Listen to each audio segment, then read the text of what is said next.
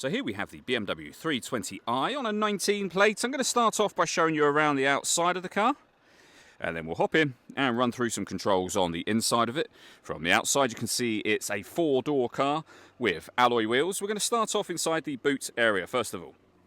As we approach the back of the car you can see we have reversing sensors. Plenty of boot space as well. You can increase this space should you wish to by folding down any or all of those 3 rear seats.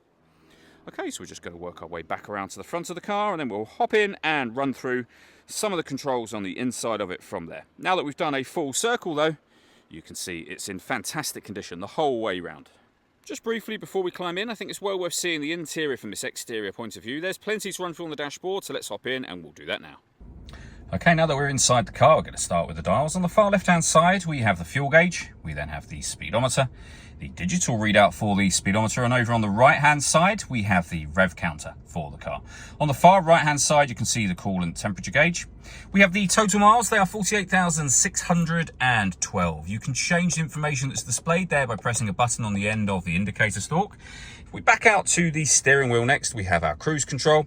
Speed limiter over on the left hand side, stereo and phone controls on the right hand side, the minus and plus pedals that you can change up and down a gear manually with this automatic gearbox, and then over into the center, the main screen for the car. So we're on the home screen just there. You can use the touch screen as you can see, but you don't have to. The movement I'm making on the screen at the moment is being done using the iDrive system, which is essentially this dial. The collection of buttons that surround it will take you into certain menus as well. For example, if I press map, we will be in the satellite navigation menu, as you can see. We can come back out to the home screen. You can pair your phone under that heading. Under the media heading, we've got the radio. So we've got DAB, FM radio. We can save our own music collections into the car. We have Bluetooth audio, so you can stream your music wirelessly. Screen mirroring, so you can project essentially certain BMW friendly apps like Apple CarPlay up onto the screen, and you can pair your mobile devices from that menu. You can enter your satellite navigation. We have our car menu, which will give you various different bits of information in relation to the car and servicing, etc. And then various different apps, the installed ones and ones that you can purchase from BMW should you wish to do so. This car's also got a full color reversing camera with guidelines that show you what direction the car is headed in relation to the image shown on the screen.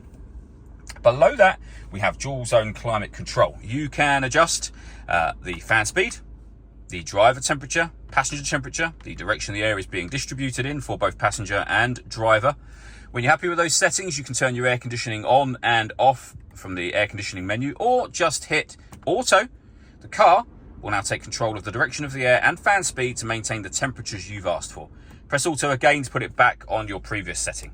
We have a heated driver's seat with 3 different heat settings, and the same over here for the passenger side as well. Beneath that, we have the main volume for your stereo. Certain radio presets can be changed here. This section opens up. We have the keys in here at the moment.